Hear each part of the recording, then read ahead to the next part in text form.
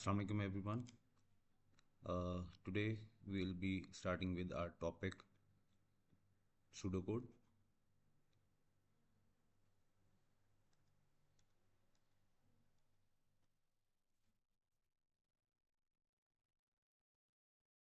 Okay, so what is pseudocode? Basically, pseudo is English like statements to solve a problem.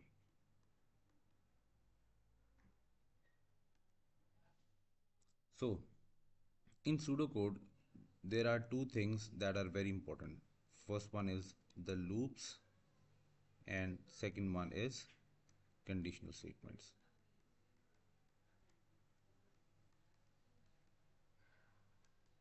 अब loops का ना दूसरा नाम भी होता है, इन्हीं लूप्स को आइटरेशंस भी कहते हैं, इन्हीं को रिपीटिशंस भी बोलते हैं।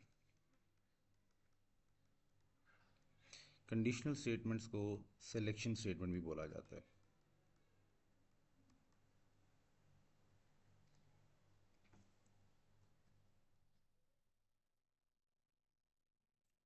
ओके, अब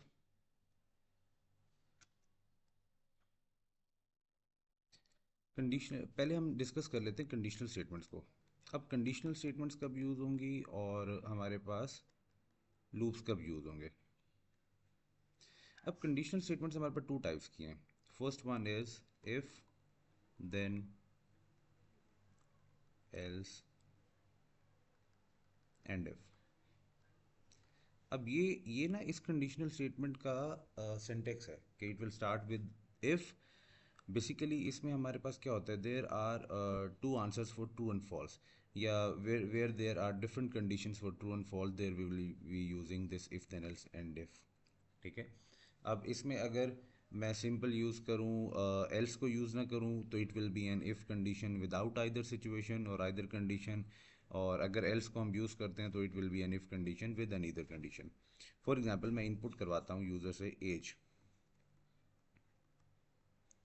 ठीक है।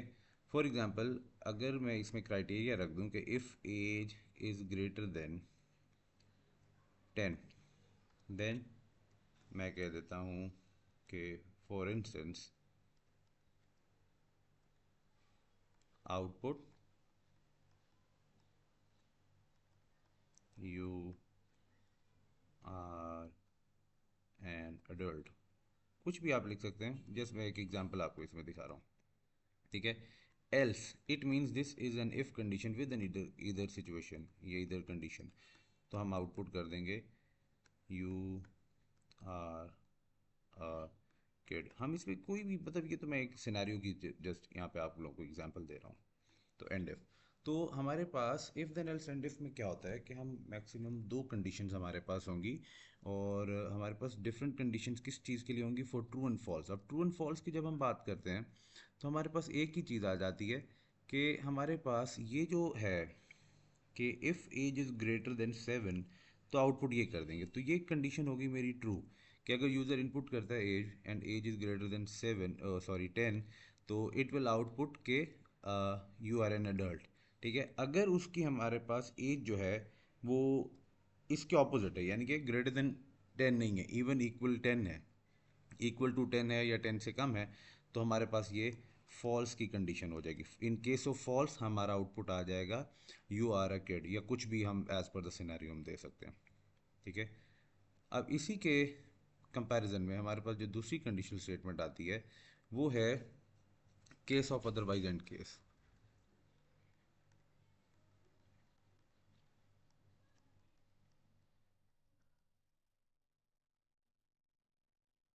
अब केस ऑफ तब यूज़ करते हैं हम जब हमारे पास मल्टीपल कंडीशंस हो। जैसे अभी आपने बात की हमने कि इफ़ देयर एल्स तब, if there else and if तब यूज़ होगा जब हमारे पास different condition for true and false होगा। इसमें ट्रू एंड फॉल्स की बात नहीं होती, इसमें हमारे पास मल्टीपल कंडीशंस होती हैं या मल्टीपल केसेस होंगे।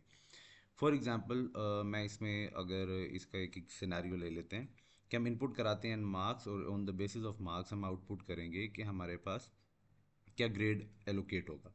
ठीक है, तो मैं पहले यूज़र को प्रॉम्प्ट कर देता हूँ। This is called prompting. Input से पहले जो हम आउटपुट स्टेटमेंट देते हैं, this is called prompting. Please enter your marks. अब यूज़र ने इनपुट कर दिए मार्क्स। अब मैं इसे एक वेरिएबल में स्टोर कर देता हूँ। लेट्स अज्यूम के, या हम कंसीडर कर लेते हैं कि हमारे वेरिएबल का नाम है मार्क। अब इसे अप्लाई करना है इस पे केस ऑफ। तो केस ऑफ उस चीज़ पे अप्लाई होगा जिस चीज़ को हम एज एन इनपुट ले रहे होंगे। तो केस ऑफ मार्क। ठीक है, अब इसमें हमारे पास क्या हो जाएगा कि अगर हमारे जो मार्क हैं, फर्स्ट क्राइटेरिया, अगर मार्क जो है वो ग्रेटर देन इक्वल टू 90 है, तो मैं कहता हूँ कि जी ग्रेड में स्टोर कर दें ए स्टार। ठीक है, ऐसे ही अगर मेरे पास जो मार्क है वो ग्रेटर देन इक्वल टू 80 है, तो ग्रेड में स्टोर कर दें ए। ठीक है, ऐसे ही अगर मेरे पास मार्क जो है वो ग्रेटर देन इक्वल टू 70 है, तो हम कहते हैं कि हमारे पास ग्रेड में हम स्टोर कर देंगे बी, एंड सो ऑन। अब देखें कि यहाँ पर हमारे पास दो से ज़्यादा केसेस तो यही हो गए ना कि मार्क्स हमारे पास जो हैं वो इन तीनों में आ रहे हैं, यानी कि तीन क्राइटेरियाज हमारे पास, तीन केसेस हो गए मार्क्स के। अब इसके अलावा भी हम डिस्कस कर लेते हैं ताकि आप लोगों को पता चल जाए कि मल्टीपल केसेस की क्या बात है इसमें। अगर marks greater than equal to 60 है, तो हम कहते हैं कि ग्रेड में स्टोर कर दें सी। और फिर ऐसे ही अगर marks greater than equal to 50 हैं, तो हम ग्रेड में स्टोर कर देंगे डी। लेट्स अज्यूम कैसे ही हमारे पास मार्क्स जो हैं अगर अगर ग्रेटर देन इक्वल टू 40 होंगे, तो हम ग्रेड में स्टोर कर देते हैं ई। अदरवाइज मीन्स कि अगर मार्क्स इन सारे क्राइटेरियाज में फॉल नहीं करते, तो हम कहते हैं ग्रेड में स्टोर कर दो यू। ठीक है, और यहाँ हम लिख देंगे एंड केस। अब इसके बाद हम एक आउटपुट स्टेटमेंट दे देंगे स्टेटिंग कि हमारा यूज़र का ग्रेड क्या है, जो भी यूज़र ने वैल्यू इनपुट किया। तो हम लिख देंगे output your grade is grade. तो अब ये ग्रेड, क्योंकि ग्रेड के वेरिएबल में स्टोर था, तो हमने वेरिएबल का रेफरेंस ले लिया है। ठीक है, अब इस तरीके से अगर आप इस क्वेश्चन की एग्जांपल को देखें, तो केस ऑफ में हम लोगों ने मल्टीपल केसेस को डिस्कस किया है, जिसमें हमारे पास जो केसेस हैं वो कितने केसेस हैं यहाँ पर हमारे पास जो केसेस हैं बेटा, वो हमारे पास हैं 1 2 3 4 5 6 एंड सेवन्थ वन। ठीक है, अब 7 केसेस, अगर इन्हीं को, इन सारे 7 केसेस को हमने using if then else and if करना होता, तो हमें multiple nested if conditions use करनी पड़ती, स्टेटमेंट्स यूज़ करनी पड़ती। तो वो लेंथी हो जाता और उतना कॉम्प्लेक्स भी हो जाता। तो केस ऑफ हमें अलाउ करता है कि अगर हमारे पास जो हमने यूज़र से इनपुट लेनी हो, अगर उस इनपुट के ऊपर मल्टीपल सिनेरियोज होंगे, तो हम उस इनपुट को केस ऑफ में ले लेंगे, ताकि यूज़र की इनपुट के अकॉर्डिंगली हम उसे उसमें से वैल्यूज़ को देख लेंगे कि क्राइटेरिया कहाँ फॉल होता है। अब इसमें एक चीज़ और समझने की है, वो ये है कि अगर for instance user mark input करता है, पहले तो हम एक बेसिक केस ले लेते हैं। फॉर एग्जांपल एज्यूम करते हैं कि यूज़र ने मार्क इनपुट किए 62। तो first of all it will check कि marks greater than equal to 90 हैं, नहीं है, तो नेक्स्ट स्टेटमेंट को एग्जीक्यूट करेगा। नेक्स्ट स्टेटमेंट में उससे चेक किया कि marks greater than equal to 80 हैं, नहीं है, नेक्स्ट स्टेटमेंट में जाएगा marks greater than equal to 70 हैं, नहीं है, नेक्स्ट स्टेटमेंट में जाएगा कि marks equal greater than equal to 60 है। तो फ़ौरन हमारे ग्रेड में वेरिएबल जो ग्रेड का है इसमें स्टोर हो जाएगा सी, और यहाँ से कोड एग्जीक्यूट होके एग्जिट होके यहाँ आ जाएगा। अब इधर हमारे पास स्टेटमेंट में लिखी हुई थी output your grade is upgrade. अब ग्रेड में क्या वैल्यू स्टोर्ड है, सी। तो स्टेटमेंट स्क्रीन पे लिखी होगी, आपको मिलेगी योर ग्रेड इज सी। तो this way case of works. अब अगर हम केस ऑफ हमने डिस्कस कर ली है हमारी जो कंडीशनल स्टेटमेंट्स हैं, अब हम बात करते हैं अबाउट लूप्स।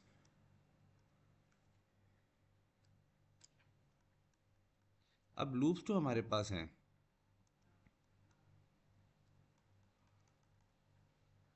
ओके, लूप्स जो है वो हमारे पास लूप स्ट्रक्चर जो है, टाइप्स ऑफ लूप स्ट्रक्चर्स,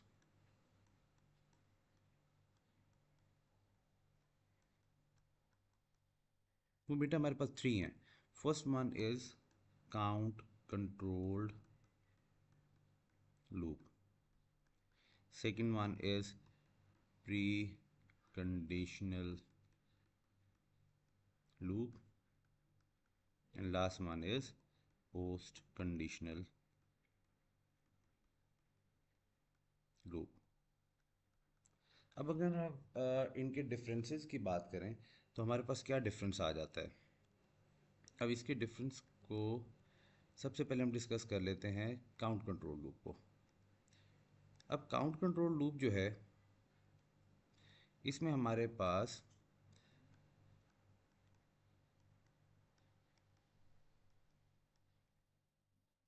अब काउंट कंट्रोल लूप का जो सिंटेक्स है it is for to next, ये इसका सिंटेक्स है, यानी कि इसे देखकर पता चल जाता है कि स्टूडेंट ने या प्रोग्राम लिखने वाले ने कौन सा लूप यूज़ किया, काउंट कंट्रोल लूप यूज़ किया, प्री कंडीशनल लूप यूज़ किया या पोस्ट कंडीशनल लूप।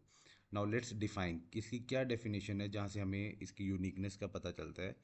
बेटा ये हमेशा तब यूज़ होगा किसी भी सिनेरियो में जब हमारे पास नंबर ऑफ आइट्रेशंस जो हैं वो नोन होंगे।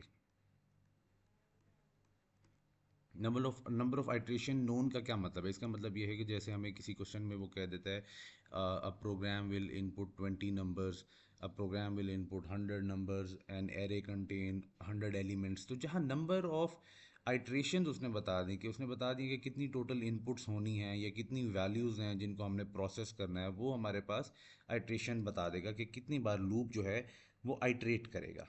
ठीक है, अब इसके बाद अगर हम बात करें प्री कंडीशनल की, अब प्री कंडीशनल में क्या होता है, इसका सिंटेक्स है हमारे पास वाइल, डू एंड वाइल। इसके यूजेज पे हम बाद में जाएंगे, अभी हम सिर्फ इसके डिस्क्रिप्शन को देख लेते हैं। अब इसको यूज़ करने की रीज़न क्या होगी कि ये हम तब यूज़ करेंगे जब हमारे पास number of iterations will be, या नंबर ऑफ आइट्रेशंस आर, अभी तो लिख लो आर अननोन। ठीक है, और साथ में हम इसकी डिस्क्रिप्शन को थोड़ा सा चेंज करते हैं, मॉडिफाई करते हैं। वो ये है, एक तो हमने कह दिया ना कि नंबर ऑफ आइट्रेशन अननोन है, दूसरा हमारे पास इसमें ये आ जाएगा and the loop may or may never gets executed.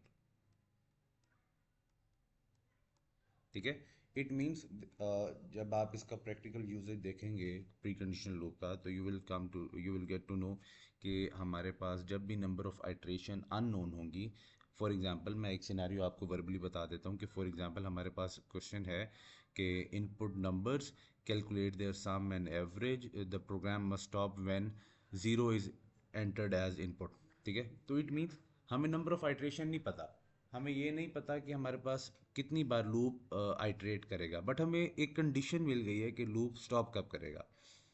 तो we will be stopping when an input of zero will be entered. ठीक है, अब इसी की तरह हमारे पास दूसरी कंडीशनल लूप है पोस्ट कंडीशनल लूप। अब पोस्ट कंडीशनल और प्री कंडीशनल दोनों कंडीशनल लूप्स की टाइप्स हैं। डिफरेंस क्या आ जाएगा, एक तो सिमिलैरिटी हो गई दोनों में कि number of iterations are unknown. Obviously हम एक कंडीशनल लूप यूज़ कर रहे हैं तो नंबर ऑफ आइट्रेशन अननोन ही रहेंगी, बट इसमें डिफरेंस ये आता है, बट द लूप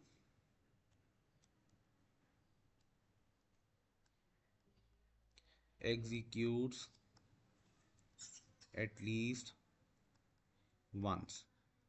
ठीक है, इट मीन्स कि हम जो लूप हमारा होगा वो एक बार हर हालत आइट्रेट करेगा। प्री कंडीशनल में ये था, दोनों की सिमिलैरिटी तो ये हो गई कि दोनों कंडीशनल लूप्स हैं, नंबर ऑफ आइट्रेशंस अननोन है। डिफरेंस ये होगा कि पोस्ट कंडीशनल लूप जो है there are chances it may or may never gets executed. अगर एक क्राइटेरिया पे हमारे पास इनपुट फॉलो ही नहीं करेगी तो देयर आर चांसेस कि लूप एग्जीक्यूट ही ना हो, ये आप इसकी प्रैक्टिकल एग्जांपल्स में आगे चल के देखेंगे। और जो हमने डिफरेंस किया इसमें पोस्ट कंडीशनल में हमने बताया कि the loop executes at least once, इसमें हमारे पास क्राइटेरिया यूजेज का ऐसे होगा कि यूज़र ने कोड रिपीट लूप के अंदर जो है वो इनपुट लेनी होगी। तो इसका सिंटेक्स हमारे पास होता है रिपीट until। तो अब इसमें क्या आ जाएगा हमारे पास, रिपीट के बाद हमारे पास पूरे कोड की स्टेटमेंट्स आ जाएंगी, and after until we will mention the criteria या कंडीशन जिसके ऊपर प्रोग्राम ने रन करना होगा। So this was for today. I hope the topic is clear enough. इसके जो नोट्स है वो मैं आप लोगों के साथ गूगल ड्राइव में शेयर कर दूंगा, आप लोग वहाँ से इन्हें देख सकते हैं, एक्सेस कर सकते हैं। So thank you.